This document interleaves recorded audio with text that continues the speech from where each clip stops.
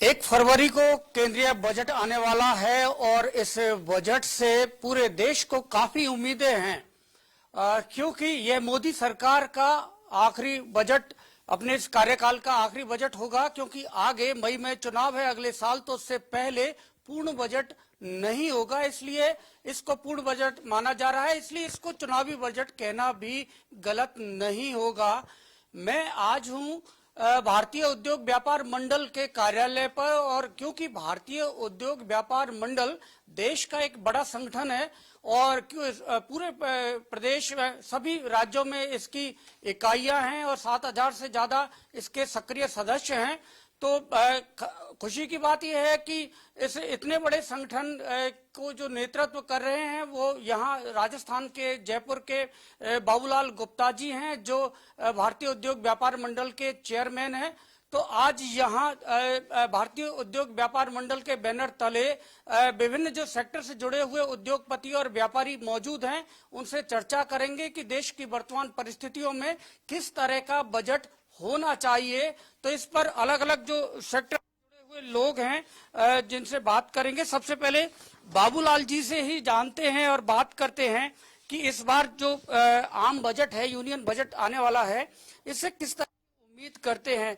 संक्षेप में छोटी छोटी बात करेंगे क्योंकि और भी सब लोगों का को मौका मिले और शायद हो सकता है एक बार दूसरा राउंड भी हम लोग करें। सर, क्या कहेंगे, कैसा होना चाहिए इस बार ये बजट?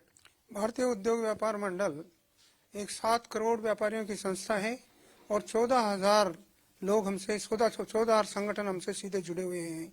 और भारत सरकार बराबर हमारी जो मांगे जाती हैं उन पर तत्परता से ध्यान देती है। इसके लिए हम माननीय वित्त मंत्री जी को, प्रधानमंत्री जी को धन्यवाद देते हैं। मैं ये कहना चाहूँगा कि जैसे मान लीजिए जीएसटी का मामला है, तो जीएसटी सबसे बड़ी बात तो ये है कि अब हमें सबसे बड़ी दिक्कत ये आ गई है कि सब जगह मिसमैच खड़े हो गए हैं। और मिसमैच ऐसे खड़े हैं, रोज रोज नोटिस आते हैं, हमारे व्यापारी हैं, हमारे जो उद्योग हैं, वो उससे छोटे छोटे लोग वहाँ एक प्रताड़ना भुगत रहे हैं। तो इसे तुरंत रोका जाना चाहिए और मिसमैच के लिए एमनेस्टी स्कीम लाई जानी चाहिए। इसी प्रकार रिफंड का प्रावधान है। अब रिफंड में हम जाते हैं और वहाँ पर हमें कोई बात ही नहीं मैं सुनता और फाइलें वापस रिजेक्ट कर दी जाती हैं। तो इस प्रक्रिया पर ध्यान दिया जाना चाहिए। जहां तक रिवाइज रिटर्न का सवाल है, हमें रिवाइज रिटर्न पर भी हमें बिल्कुल भी ध्यान नहीं दिया गया। इसकी हमें बहुत बड़ा खेद है कि अब तक बराबर हम निरंतर प्रयास कर रहे हैं कि रिवाइज रिटर्न का प्रावधान रखा जाए। गलती तो हर किसी से होती है और उस गलती को सुधारने का एक बार तो समय दिया ही जाना चाहिए। इसी प्रकार ये देखिए कि अभी 2022 में ही 7वें महीने में कुछ अमेंडमेंट्स आए हैं, जिनमें पेंसिल है और शार्पनर है, बच्चों के काम में लेने वाली छोटी छोटी चीजें हैं, उन पर 12% से बढ़ा करके 18% कर दिया गया है। भारतीय उद्योग व्यापार मंडल ने इसका विरोध किया है। मेहरबानी करके बच्चों के लिए अगर आप 0 नहीं कर सकते तो 5% पर लेके आइए। आम आदमी के काम की चीजें हैं, जैसे लाइट है, लैंप है और ये सब छोटी छोटी लाइट की चीजें हैं, उन पर आपने 18% संधारित किया है। इसे वापस लिया जाना चाहिए, ये ठीक नहीं है। और इसी प्रकार से मैं ये कहता हूँ कि जैसे तेल के ऊपर एक विकट बात आपने की है, हाउसिंग बोर्ड पर आपने विकट बात की है। तेल पे आपने कह दिया कि जो पैकिंग का आपके ऊपर टैक्स बनता है उसके इनपुट को ही हम खत्म करेंगे, तो ये गलत है। इस तरह से छोटी छोटी बातें, और जैसे मान लीजिए जो बहुत बड़ी बात है, ट्रान वन के केसेज अभी तक भी खड़े हुए हैं, उनका समाधान किया जाना चाहिए। शीघ्र रजिस्ट्रेशन हो उसकी व्यवस्था की जानी चाहिए। अभी उसको भी 3 दिन 4 दिन लग जाते हैं, तुरंत होना चाहिए। और अगर मैं टैक्स की बात करूं तो कम से कम अगर पहली बात यूं की जा सकती है, जैसे खाने की चीजों के लिए बराबर हमारे यहाँ शॉर्टेज भी चलती है और उस पर भारत सरकार सोचती रहती है, तो कम से कम तिलहन है और मसाले हैं, इनको 0% पे लाया जाना चाहिए। और इसी तरह से यूं कहा जा सकता है कि जो जूते हैं जिन पर भी टैक्स अभी बढ़ाया गया था उसको वापस से कम किया जाना चाहिए, क्योंकि जूता आम आदमी का ज्यादा पहनने की बात है, लग्जरी इसे नहीं माना जाए। और इसी तरह से यूं कहा जा सकता है कि प्रक्रिया के साथ साथ टैक्सों में भी कमी की जाए और धीरे धीरे इस को जो हम बराबर मांग करते आ रहे हैं कि एक देश एक कर, तो कम से कम 5% और 12% की श्रेणी में तो इनको लाया जाना चाहिए। जब जीएसटी लागू किया गया था तब तत्कालीन वित्त मंत्री अरुण जेटली ने कहा कि हम ज्यादातर जो आवश्यक वस्तुएं हैं उनको मिनिमम स्लैब में लाएंगे और ज्यादातर लग्जरी या इस तरह के कोई बहुत कम जो वस्तुएं हैं उनको ही हायर स्लैब में रखेंगे। तो जो मूल मंत्र था जीएसटी का, शायद सरकार को इस पर विचार करना चाहिए। हरीश जी, आप रत्न व्यवसाय से जुड़े हुए हैं और खासतौर से यहाँ जयपुर में ये काफी सारे लोगों को रोजगार देने वाला एक व्यवसाय है और सदियों से यहाँ ये कायम भी है और इसकी एक खास पहचान है। क्या ऐसा होना चाहिए इस बजट में जिससे ये जो रत्न व्यवसाय और आभूषण ज्वेलरी का जो व्यवसाय आगे बढ़े, लोगों को रोजगार मिले? मैं आपके माध्यम से माननीय वित्त मंत्री केंद्र सरकार साहब से जरूर निवेदन करना चाहूंगा और साथ ही साथ भारतीय उद्योग व्यापार मंडल राजस्थान का महामंत्री होने के नाते भी मेरी मोरल ड्यूटी बनती है कि सरकार तक हम निवेदन करें, क्योंकि सरकार का, केंद्र सरकार का शीघ्र ही जो है बजट आने वाला है।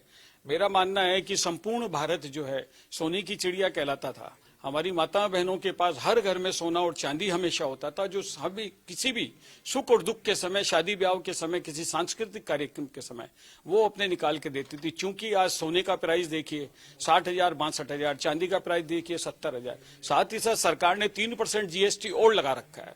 अब कोई 1 लाख रुपए का अगर कोई सोना खरीदने गया कि चांदी खरीदने गया तो 3,000 रुपए पहले उसको टैक्स देना पड़ता है। तो हमारे घरों के अंदर जो सोना चांदी होता था वो धीरे धीरे जो है खत्म होने लग गया, स्वतः ही खत्म होने लग गया। मेरा निवेदन होगा सरकार से कि ज्वेलरी इंडस्ट्री से संपूर्ण जयपुर, राजस्थान और संपूर्ण भारत में, सूरत, बंबई सब मिला लें आप, हजारों करोड़ का व्यापार होता है, निर्यात और आयात होता है विदेशों तक। आज हम कंपटीशन में कहीं भी नहीं जा रहे, क्योंकि सबसे पहले 3% जीएसटी दे और उसके बाद जो है हमारा निर्यात और आयात होता है। ये बहुत तकलीफ की बात है। लोग इसीलिए बिल नहीं लेते कि अगर 5 लाख की कोई घर में शादी या ज्वेलरी खरीदने गया तो 15,000 पहले सरकार को टैक्स दो। वहां आकर के वो उसकी मंशा होती है कि मैं क्यों दूं। अगर यही सरकार 1% को जीएसटी को कन्वर्ट कर दे, जिसमें डायमंड भी, चांदी भी, सोना भी और जो ज्वेलरी बनाने वाले हैं, ये इंडस्ट्री बहुत तेजी से जो है आगे बढ़ेगी और मैं समझता हूं इसको विश्व के अंदर हम सबसे बड़े जो है निर्यातक आयातक बन जाएंगे। मेरा ये मानना है, पहली बात। दूसरी बात मैं और कहना चाहूंगा आपसे कि 2.5 लाख रुपए तक की टैक्स में छूट दे रखी थी केंद्र सरकार ने। अब सरकार को इसे 5 लाख रुपए तक करना चाहिए, जिससे ज्यादा से ज्यादा लोगों के पास बगैर टैक्स दिया पैसा हो और वो खर्च कर सके। अपने उस खर्च करने से फायदा ये होगा कि वो पैसा हर व्यक्ति के पास जाएगा और लोगों के पास जो है पैसे की जब आवक होती है तो उसका सामर्थ्य बढ़ता है और देश का रेवेन्यू भी बढ़ता है। इसी बात निवेदन करूंगा कि अभी आप हम देखते हैं होटल में जाते हैं, अब आप देखिए किसी भी रेस्टोरेंट में चले जाइए, 18% उस पर टैक्स लग जाता है। मेरा मानना है उसे 5% से ज्यादा नहीं करना चाहिए। टैक्स स्लैब कम करना चाहिए, क्योंकि जीएसटी काउंसिल बनने के बाद में और जीएसटी लागू होने के बाद में जो टैक्स के प्रावधान ज्यादातर केंद्र सरकार या जीएसटी काउंसिल के अधीन हो गए हैं, राज्यों के पास में ज्यादा अधिकार बचे नहीं हैं। ऐसे में ये जो यूनियन बजट है इसलिए खास हो जाता है क्योंकि टैक्स प्रावधानों में इसी में संशोधन हो सकता है। सुरेश सैनी जी, आप टेक्सटाइल गारमेंट इंडस्ट्री से जुड़े हुए हैं, इसके अलावा आपको सारी इंडस्ट्री की जानकारी है, उनकी समस्याओं की आपको जानकारी है। किस तरह का ये आम बजट होना चाहिए ताकि रोजगार, व्यवसाय, रोजगार सब आगे बढ़े? निश्चित तौर पर जिस तरह से बजट 1 फरवरी को आने वाला है, उम्मीद सब लगाए हुए हैं कि कहीं न कहीं सरलीकरण होगा, कहीं टैक्स में छूट होगी। मैं आपके माध्यम से कहना चाहूंगा कि हर बार हम बजट पर इंतजार करते हैं और बजट के अंदर जो सबसे बड़ी समस्या है वो हमारी जीएसटी को लेकर है। बार बार सरकार से निवेदन करते हैं कि इसमें सरलीकरण होना चाहिए, लेकिन अभी तक नहीं हो पाया। यहाँ तक कि हम आज तक इस टैक्स को ही नहीं समझ पाए कि किस तरह से टैक्स हमको देना चाहिए। सबसे पहले राज्य सरकार ने जिस तरह से कपड़े पे टैक्स लगा दिया और कपड़े पे कुछ कम करने की बात थी, निश्चित तौर पर कम किया, लेकिन उन्होंने जैसे एक साधारण आदमी के लिए जूते होने चाहिए उन पर टैक्स लगा के 12% कर दिया। आज खाने पीने की चीजों पे, जिस तरह से व्यवसाय में दाल का भी करता हूं, आटे का भी करता हूं, कि जिस तरह से टैक्स लगा दिया, निश्चित तौर पर महंगाई बढ़ी है। मैं आपके माध्यम से ये कहना चाहूंगा कि ये व्यापारिक लोग हैं जिन्होंने कोरोना के अंदर सबसे ज्यादा सहयोग किया। हम उम्मीद करते हैं कि इस बजट में व्यापारी के लिए कुछ घोषणाएं होना चाहिए और हम बार बार मांग करते हैं कि एक विशेष दर्जा राजस्थान को मिलना चाहिए, क्योंकि मैं राजस्थान भारतीय उद्योग व्यापार संगठन के कार्यवाहक अध्यक्ष के नाते राजस्थान का नेतृत्व भी कर रहा हूं। राष्ट्रीय अध्यक्ष जी हमारे यहाँ बीच है कि विशेष दर्जा दें, जिससे कि इंडस्ट्रीज भी डेवलप हो, यहाँ का विकास भी हो और टैक्स में छूट भी मिले। तो बहुत सारे जो अहम मुद्दे हैं सुरेश रैनी जी ने यहाँ पर रखे हैं कि जूते हैं, आटा है या और जरूरत की जो चीजें हैं, आम जरूरत की भोजन से जुड़ी हुई, रसोई से जुड़ी हुई जो वस्तुएं हैं, उन पर टैक्स कम किया जाए, जीएसटी कम किया जाए। डॉक्टर मनोज मोरारका, आप तो प्रधानमंत्री मोदी जी के साथ चाइना की आपने यात्रा किया, आपकी बात शायद ज्यादा अच्छे तरीके से प्रधानमंत्री तक पहुंच सकती है, सरकार तक पहुंच सकती है। क्या मांग आप रखते हैं कि ऑयल इंडस्ट्री को भी आप रिप्रेजेंट करते हैं? देखिए, हमारी निरंतर मांग ये रही है कि हम धीरे धीरे इम्पोर्टेड ऑयल्स के ऊपर निर्भर होते जा रहे हैं। तो हमारी मांग ये थी कि जो स्वस्थ और स्वदेशी तेल है उसको कॉम्पिटिटिव और उसको बढ़ावा देने के लिए उस पे टैक्स कम किया जाए और जो आयाती जो अनहेल्दी ऑयल्स है उस पे टैक्स बढ़ावा जाए। लेकिन विडम्बना की बात यह है कि जो 47वीं जीएसटी काउंसिल की मीटिंग हुई उस पे इन्होंने एक ऐसा प्रोविजन कर दिया जो कि बहुत ही दुर्भाग्यपूर्ण है और छोटी इंडस्ट्रीज उससे खत्म होने के कागार पे आ जाएगी 1-2 साल के अंदर। उन्होंने जो इनपुट टैक्स, हमारा इनपुट पैकिंग मटेरियल पे 12, 18 और 5% है और आउटपुट 5% ही है। जब वेट था उस समय भी हम लोग को प्रायोरिटी, एडिबल ऑयल को प्रायोरिटी सेक्टर मानते हुए जल्दी रिफंड करने का प्रावधान था, परंतु 47वीं जीएसटी काउंसिल की मीटिंग में उन्होंने साफ मना कर दिया है कि जो भी आपका एक्सेस आईटीसी है उसका रिफंड नहीं मिलेगा। इससे क्या है कि थोड़े दिनों में पूरी की पूरी जो उनकी वर्किंग कैपिटल है छोटी इंडस्ट्रीज की वो गवर्नमेंट के पास जमा हो जाएगी। तो मेरी सरकार से दरख्वास्त है कि इससे ना सिर्फ जीएसटी की आत्मा का एक प्रकार से हत्या हो रही है बल्कि छोटी इंडस्ट्रीज बंद होने के कागार पे हो जाएगी। दूसरी बात यह है कि आज जो सरसों है, सरसों हमारे लिए एक औषधि है, हमारे धर्म में, हमारे रीति रिवाज में उसका योगदान है और एक साधारण आदमी के लिए एक बहुत उपयोगी तेल है। इसमें केंद्र सरकार ने GM mustard, genetically modified mustard के ट्रायल को इजाजत दे दी है। इससे, और राजस्थान चूंकि 50% से ज्यादा सरसों का निर्माता है तो सबसे ज्यादा इफेक्ट राजस्थान को इस बात से आएगा क्योंकि जहां पे जीएम की सरसों से ना कोई प्रोडक्शन बढ़ने के ऐसे कहीं भी वैलिडिटी नहीं है और ये पूरे वातावरण को, वायुमंडल को और सरसों के गुणवत्ता को एकदम खत्म कर देगी। हकीकत में ये सरसों है ही नहीं, इसको सिर्फ नाम सरसों दिया गया। तो हमारी भारत सरकार से ये भी गुजारिश रहेगी कि वो जीएम मस्टर्ड के अपने फैसले पे पुनर्विचार करके इसको वापस ले। ये उद्योग व्यापार मंडल के स्थानीय कार्यालय पर और हमारे साथ अलग अलग सेक्टर से जुड़े हुए प्रतिनिधि उद्योगपति मौजूद हैं, इनसे जानेंगे आप किस सेक्टर को रिप्रेजेंट करते हैं और क्या आप चाहते हैं इस बार बजट में हो? मैं प्रेम प्रकाश गुप्ता, होटल बिजनेस से मेरा रिलेशन है। इसमें मेरी मांग सरकार से यही है कि जो 18% अभी रिटर्न टैक्स लगाया है गवर्नमेंट ने वो इसको विड्रॉ करे और 5% तक इसको लाया जाए, जिससे कि क्योंकि व्यापार मतलब गवर्नमेंट ऑफ इंडिया पर्यटन को बढ़ावा दे रही है और उस पर टैक्स बढ़ा रही है तो उसका उल्टा इम्पैक्ट आ रहा है बिजनेस पे। एक तरफ से आप बढ़ावा देने की बात कर रहे हो, एक तरफ टैक्स बढ़ा के और उसको रोकने की बात कर रहे हैं। तो हमारी गुजारिश यही है कि गवर्नमेंट से कि आप इसको 5% स्लैब पे मैक्सिमम लाके और इसको बढ़ावा दें। होटल में जो रूम टैरिफ है उसमें लग्जरी टैक्स भी लगता है और अगर रूम टैरिफ में 18% जीएसटी लगता है उसको कम किया जाए तो शायद उससे लाभ मिलेगा और ज्यादा लोग उपयोग कर पाएंगे व्यापारी। आप बताइए कि किस सेक्टर से आप बिलोंग करते हैं और क्या मांग है इस बार इस बजट से? मैं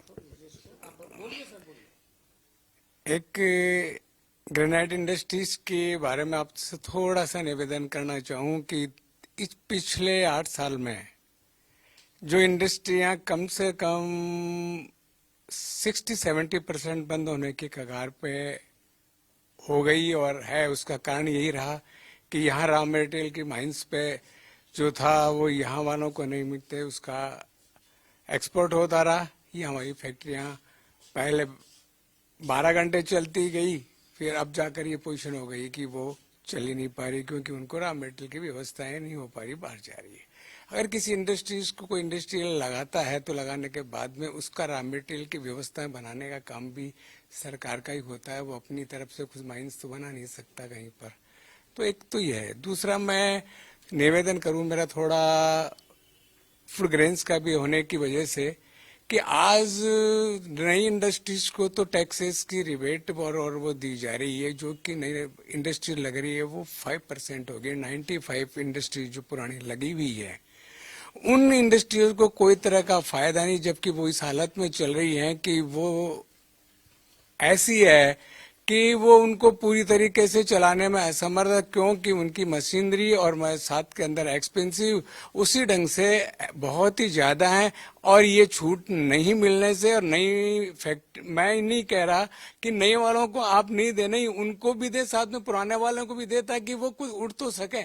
अदरवाइज आने वाले समय में इस इंडस्ट्रियों की जो हालत पोजिशन हो रही है, चाहे ऑयल मिल हो, दाल मिल हो, फ्लोर मिल हो, या किसी भी खाद्यान्न की कोई मिल हो, मैं आपसे स्पष्ट बता रहा हूं कि वो अगर उनसे दिल की बात पूछी जाए तो काम तो लगता है कि मैं इंडस्ट्रियल हूं, बाकी अदरवाइज वो बड़ी मुश्किल से चला पा रहा है इस समय। मैं सरकार से निवेदन करता हूं। तो नए जो इंडस्ट्रीज हैं उनमें इन्वेस्टमेंट पर कई सारी सरकार, केंद्र और राज्य सरकारों की योजनाएं हैं, उनको प्रोत्साहित किया जाता है, उन्हें आकर्षित किया जाता है इन्वेस्टमेंट के लिए। लेकिन पुरानी जो यूनिट्स है उनको अपग्रेडेशन के लिए और साथ ही उनको फंड की अगर व्यवस्था हो तो जो विस्तार किया जाए कारोबार का, उनके लिए भी सरकार को योजनाएं देनी चाहिए ताकि इसको आगे बढ़ाया जा सके, जो पुरानी यूनिट्स भी काम कर पाए। आप बताइए सर कि क्योंकि आप मोबाइल पर A1 न्यूज देख रहे हैं, हमारा लाइव बजट, आप बताइए कि क्या होना चाहिए इस बार बजट में और किस सेक्टर से आप जुड़े हुए हैं? मैं केटरिंग व्यवसाय से जुड़ा हुआ हूं, और पहले जब केटरिंग व्यवसाय पर GST 12 था तब उस पे ITC और जो इनपुट था वो अलाउड था। लेकिन उसके बाद जब गवर्नमेंट ने इसको 5% पे किया तो इनपुट बंद कर दिया, जबकि रेस्टोरेंट्स को 5% पे इनपुट, मिठाई की दुकानों पर 5% पे इनपुट वैलिड है। हमारी परचेजिंग 18% पे भी होती है, 12% पे भी होती है। लेकिन जब से इनपुट बंद हुआ है तब से हमें काफी समस्याएं कॉस्टिंग में आ रही है। दूसरा, हम वेडिंग सेक्टर से हैं, हम बैंक्वेट भी प्ले करते हैं। सबसे बड़ी समस्या एक और है कि राजस्थान में जैसे जयपुर है, डेस्टिनेशन हब है, सबसे ज्यादा जो अच्छी शादियां और बड़ी संख्या में अच्छी शादियां, और जिसे कहते हैं कि एक आनंद पूर्वक लोग जो शादियों का आनंद लेते हैं वो उदयपुर, जयपुर, जोधपुर में लेते हैं। मगर सरकार की ये जो GST की नीति है वो शादी विवाह के कार्यक्रमों में तरह की है कि लाइट डेकोरेशन, टेंट इस पे 18% है, होटल पे 18% है, खाने पे 5% है। तो इन सब चीजों को लेकर जब क्लाइंट की बिलिंग सिस्टम होता है तो वो डिस्टर्ब रहता है। तो इन सबको भी 5% पे अगर लेवे, और भले ही चाहे ITC की क्या उनकी पॉलिसी रहती है उसको अलग करे, लेकिन सबका टैक्स वेडिंग इंडस्ट्री में होना चाहिए। इससे क्लाइंट को जो भी शादी करने आ रहा है वो कंफ्यूजन रहता है। और होटल के रूम की जो रेट है उस पर भी जो 18% है वो भी वाजिब नहीं है, वो भी 5% के दायरे पे ही आनी चाहिए। अगर इस दायरे पे अगर रेट रहती है तो शायद किसी भी तरह का कोई मतलब जो बिलिंग सिस्टम है, हम लोगों को भी जो तकलीफें आती है वो नहीं आएगी और सरकार को भी रेवेन्यू अधिक मिलेगा। वेडिंग इंडस्ट्री तेजी से डेवलप होने वाली ये इंडस्ट्री है, खासतौर से राजस्थान जैसे प्रदेश में। यहाँ डेस्टिनेशन वेडिंग काफी स्कोप है और बढ़ भी रहा है, लेकिन सरकार का यदि सहयोग और इस बार बजट में कुछ ऐसे प्रावधान आए ताकि इस इंडस्ट्री को आगे बढ़ाया जा सके तो इससे रोजगार के संसाधन और ज्यादा बढ़ेंगे।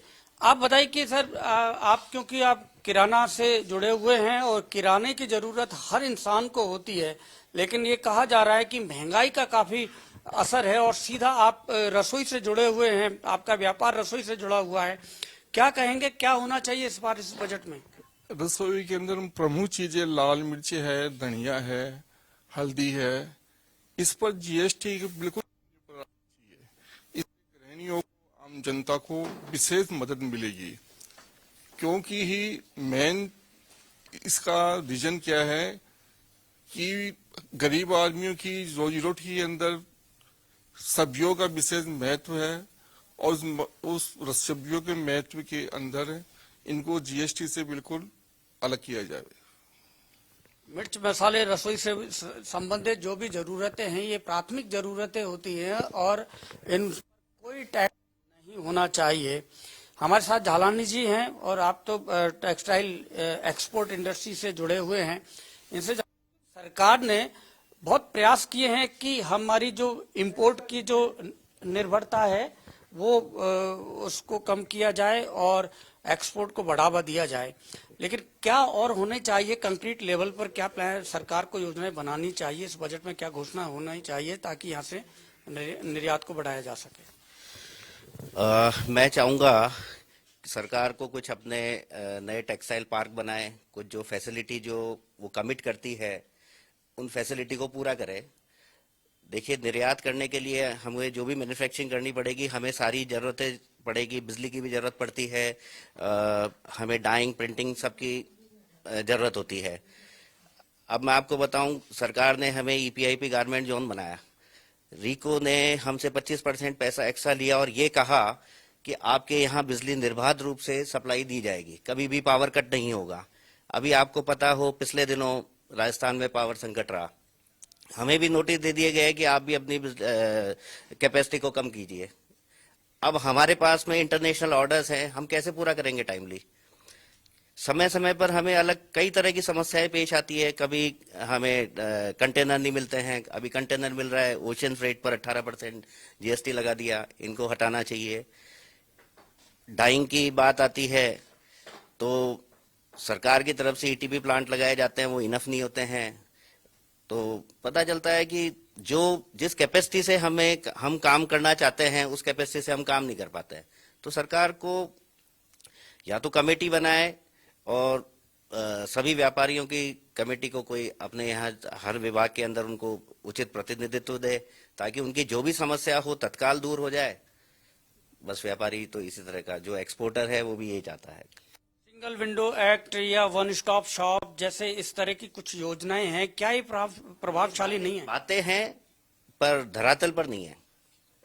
हम लोग कहते हैं, हर विभाग में कहते हैं ये समस्या है, आपने हमें ये कहा। मैं आपको बिजली की बात बता रहा हूँ, हमने कहा कि भाई आपने पावर कट आपने कह रखा है, हमें रिटर्न में दे रखा है कि पावर कट नहीं होगा, पर वो नहीं मानते हैं कि आप नहीं करेंगे हम आपका बिजली का कनेक्शन काट जाएंगे, और उन्होंने काटे। तो ये बहुत बड़ी बात है। तो योजनाओं को व्यवहारिक बनाना बहुत जरूरी है। और भी हमारे साथ है, आप बताइए कि क्या होना चाहिए इस बजट में? किस सेक्टर से आप जुड़े हुए हैं? मैं दवाइयों से जुड़ा हुआ हूँ और दवाइयों में एंटी कैंसर ड्रग्स के ऊपर, एंटी डायबिटिक ड्रग्स के ऊपर टैक्स नहीं होना चाहिए जो भी जीएसटी के नाम पर लगता है। प्लस जो टॉनिक्स हैं, प्रोटीन्स हैं, उसके ऊपर सरकार 18% टैक्स लेती है, उसको भी कम करना चाहिए जिससे आम जनता को राहत मिले। तो जो भी जीवन रक्षक दवाइयां हैं उन पर टैक्स नहीं होना चाहिए ताकि जनता को राहत मिले। अध्यक्ष साहब से एक बार और हम बात, क्योंकि काफी कुछ स्टडी की है और कई सारे पेपर आपके पास हैं, तो कुछ महत्वपूर्ण ऐसे आप बताएं, ऐसे कोई आपके सुझाव हैं इस बजट के लिए? देखिए, एक हमारे अभी साथी केडिया साहब ने कहा कि 2.5 लाख से बढ़ा करके कम से कम 5 लाख की जाए। मेरे ख्याल से पूरे भारत के नागरिकों की ये डिमांड है और व्यापारियों को छोड़ दीजिए, सभी की डिमांड है कि 5 लाख तो ये कम से कम कर दी जानी चाहिए। इसके अलावा जो डिडक्शन होते हैं वो डिडक्शन की सीमा भी बढ़ाई जानी चाहिए। अभी 1.5 लाख है, वो 1.5 लाख से बढ़ा करके उसको ज़्यादा कर दिया जाना चाहिए। और इसी तरह से टीडीएस और टीसीएस, एक दो ऐसी व्यवस्थाएं ला करके रखी गई हैं जिनको नहीं रखा जाना चाहिए। इसका क्या मतलब है? आप अभी देखिए कि बैंकों में लेके जाएं, पैसा लेने जाएं, 2 लाख से ज्यादा लेने के लिए, अगर कैश लेने के लिए वो टीडीएस काट लेते हैं, और वो टीडीएस इतना होता है कि जिसका कोई ठिकाना नहीं है। फिर टीसीएस उस पर और लगा दिया गया है। तो ये टीसीएस, भाई आप एक व्यवस्था रखिए, आपका एक ही डिपार्टमेंट है टीडीएस और टीसीएस का, तो फिर क्यों अलग अलग व्यवस्थाएं की गई हैं? तो इसमें भी करोड़ों रुपए व्यापारियों के जमा हो गए, उनकी रिफंड की कोई व्यवस्था नहीं है। इसी तरह से अगर जीएसटी पे पुनः बात करें तो जीएसटी में आप ये देखिए कि ऐसे कितनी सारी चीजें हैं। अब जैसे साबुन की भट्टी है, अब साबुन की भट्टी पर आपने टैक्स लगा रखा है। अरे भाई क्या बात हुई, मतलब आदमी छोटे से छोटा जो बर्तन धोने की भट्टी है उसको तो माफ कीजिए, और किसी को नहीं कर सकते। अगरबत्ती है, पूजा में काम में आती है, अब पूजा के काम में आने वाली अगरबत्ती पर आपने टैक्स लगा दिया तो बाकी क्या छोड़ेंगे।